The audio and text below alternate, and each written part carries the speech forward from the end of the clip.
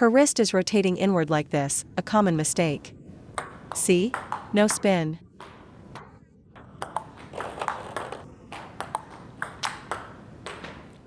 Between you and Xiaolu, whose loop has more spin?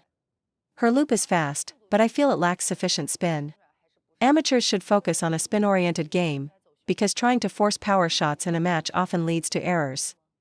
Today, we're going to teach you how to generate more spin, which I believe is a critical skill for any amateur player. Your shots, much like Xiaolu's, lack threat. Let's fix that today. So, how can we make your loop spinnier? First, your contact point is off. You need to let the ball drop lower. Don't back up, just contact the ball slightly later, on its descent. Second, your loop lacks spin because your arm, not your wrist and fingers, is controlling the racket angle throughout the swing. I believe 90% of amateur players share this issue. So, how do we correct it? The key is to stop using your whole arm to change the racket angle. Instead, use your fingers and wrist. Right now, your racket head rotation is being driven by your forearm and upper arm. For this drill, isolate the movement. Don't use your forearm, focus only on using your fingers. This is a common sticking point for amateurs. Having standard form ensures consistency, but it doesn't give you a true weapon. Your physique isn't built for raw power, so you have to rely on heavy spin to keep your opponent from attacking. This forces them to play defensively, setting you up for your next move. For instance, loop a heavy topspin to their backhand to force a weak return, then attack their forehand. Or, pin them to the forehand with spin, then attack the backhand. That's how you'll score points. Here's the key point: you're currently generating friction with your arm. You need to stabilize your arm and use your fingers and wrist to create that friction. See? The ball is spinning now. I need you to create this kind of high arc, which is crucial for generating more spin. Second key point: your racket face opens up immediately after contact. You must keep the racket face closed and brush through the ball. Let's try again. Brush over the ball with a closed racket face. Don't let your stroke turn into a push after contact. That's better, there's some arc. The ball you loop over must have a high arc for it to be spinny. If the trajectory is flat, you are still hitting through the ball too much. Let's summarize based on Xiaolu's adjustments. First is rhythm. To add spin, you must contact the ball on its descent. Second, the rotation of the racket head shouldn't be driven by your arm, that's why your loop had no spin. The correct sequence is, at the moment of contact, initiate with your fingers first, and then let the arm follow through with power. The power from your arm and the brushing from your fingers should not be simultaneous. They are two separate actions. This is my backswing, this is my contact point, and this is my power generation. If you try to brush and swing at the same time, you'll never get a solid contact. In a match, as soon as your arm gets tense, the ball will go straight into the net. You must let the racket head rotate independently. It's the racket head that rotates. It is not the arm driving the racket head's rotation. See, this is incorrect. Look, this is correct. The third issue, which many players have, is that after brushing the ball, the arm motion turns into a push. This is why people say you're flipping your wrist. Because after you loop, the angle of your racket face gives that impression. You should be wrapping around the ball, letting the racket head create an arc that follows the ball's surface. Your racket head must follow this arc. We need to brush along the surface of the ball to maximize the friction path. Therefore, your initial contact point cannot be the top or middle of the ball. It must be the upper middle portion. Your problem is that your stroke becomes a push. Pay attention to the third key point. Your hand must keep the racket angle closed and brush forward. Still not right. Your wrist rotation isn't inward, it must be forward. By rotating inward, you're actually neutralizing the spin you just generated. Her wrist is rotating inward like this, a common mistake. See? No spin. You should be brushing forward against the ball. My wrist doesn't actually curl inward. It stops here. If I loop like this, see how much more spin there is? But if you loop by turning your wrist inward, you get no spin. Let me explain the process again.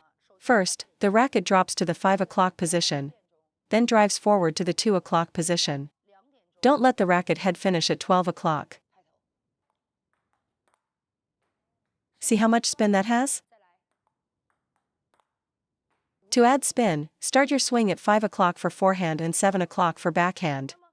So, your racket head should travel from 5 o'clock to 2 o'clock. It's not brought up by the arm, which was your old habit. The rotation must be led by the racket head, on the backhand as well. The reason my loop is so spinny is because my racket head rotation is quick and fluid. That's the first point. Second point, do not rotate your wrist inward. The rotation must be forward. Look, it's not a large angle, this small range of motion is enough. You need a compact motion for power. A larger rotation means a longer process and less concentrated force. Third, you must maintain a closed racket angle through the brush, not open up into a push after contact. Next, let's talk about how to generate explosive power. A quality loop must have both friction and explosive power. What we just taught was phase 1, the friction component. Phase 2 is the acceleration phase, which is generated by the upper arm and forearm. How do you produce that crisp sound? Even when I'm just looping for spin, I can make that sound. Some players have strength but are slow, like this. Others have less strength but are fast. What I want is explosive power, which means speed. I'm looking for ball speed. What's the problem with her power generation? Why isn't the ball fast enough? Let's compare. She's a lefty, I'm a righty. Okay, backswing, accelerate. See the difference in our motions? It's because you finish your stroke like this, while I finish like this. I'm using my upper arm to assist, and you are not. Isn't that how you were looping? I drive with my upper arm, then my forearm follows. If I follow through like you, I have no speed either. But if my upper arm drives and assists the follow-through, the power is much greater, right? By using my upper arm, I create a combined force. If I only use my forearm, I'm just redirecting the ball's existing energy. If my upper arm drives forward, it's like me pushing you versus both of us pushing in the same direction. The force is completely different. It takes two forces to create a powerful impact. If you extend your forearm too much, your shot will naturally become a push, won't it? I have to drive my upper arm forward. See, the upper arm gives me a portion of the power. Then I add my forearm, and I get maximum power. Everyone, this is my absolute limit. If I add my body rotation, that's the full kinetic chain. So what is Xiao Lu's problem? She is closing her forearm in a fixed position. Her upper arm isn't helping the forearm move forward to meet the ball and create a combined force. You need to find that coordinated force first, then let the forearm accelerate. You're missing this crucial step. Second, during the follow-through, it's like a nunchaku. You have to open up the arm first to create acceleration, right? Your forearm isn't opening up enough. Where's the issue? The issue is with your racket head. Your backswing looks like this. The racket head isn't open back. To open it up, my elbow has to drive forward. You, however, have a slightly raised elbow. Because of that, your racket face is limited. My maximum reach is here. But if I drive my elbow forward, I can reach here. So a ball looped with this motion versus your motion. The former will obviously be more powerful. It needs to be like the tip of a whip, it has to flick. It just comes down to these 2 points. Open up the racket head more. Relax, drive the elbow forward. Yes, keep the elbow relaxed. Second, drive the upper arm forward. Good, and now contract the forearm. You need to feel like you've propelled the ball forward with the maximum force of your upper arm. And only then do you snap your forearm. Drive forward first. As you drive forward, have a sense of rhythm, let your body flow with it. And then, snap. The forearm snap does not start from the beginning of the backswing. That generates no power. It must happen after the upper arm has driven forward, covering about a third to a half of the total swing. The purpose of the forearm snap isn't just to generate its own power. It serves to control the ball's arc. After the upper arm drives forward, which would be a push, the forearm snaps to create the arc. It serves as a braking action and a secondary acceleration. Your swing must not be dominated by the forearm from the start. You drive forward with the upper arm first, then snap, otherwise it's just a drive. After the drive, there's a braking and accelerating action from the forearm. Think of it not as an intentional contraction, but as a braking acceleration. That's the feeling. Yes, excellent. Much, much better. The third problem, common to most players, is a tense and forceful backswing. This prevents you from finding the optimal contact point on the ball. Slow down your backswing. Match its speed to the incoming ball's speed. Don't hit the ball yet. That's it. Match your backswing to the ball speed. You need to learn to slow down. Don't you find that in matches, fast balls are actually easier to return? Because when it's fast, you know you just have to block it. It's these soft, slow balls that are the most difficult, because you want to hit them hard but can't time it right. Slow backswing, great shot. See? You can only generate proper force when your backswing is timed with the ball. Always match your opponent's ball speed. If the ball is fast, your backswing is fast. If it's slow, your backswing is slow. If it's short, you move in first, then take your backswing. What's the fourth key point? Your elbow cannot move around at all. Xiaolu, try this. Keep your elbow stable as a pivot point. Don't worry about making the shot, just keep it stable and swing. Exactly, you feel the power now, right? Your upper and lower arm need a stable pivot point. See how much power you have? Let me tell you all why you can't generate power. Your upper arm and forearm need a pivot point during the swing. Right now, you're moving everything together, so there's no force. Have you ever watched me play? Why is my loop so powerful? It's because my elbow acts as a stable pivot for my upper and lower arm. Most players swing like this, how can you possibly generate power? Again, excellent. Perfect. You can generate power now, can't you? We're not done yet. The hardest part is combining friction and power. To be able to add spin and still generate power is the most difficult skill. Okay, that was the friction part. Now, combine that initial brush with the power generation we just practiced. Blend them smoothly. Excellent. Why did it go into the net? Because you didn't execute the first part, the friction, enough. That's it, that was a great shot. See? You can loop like a professional too.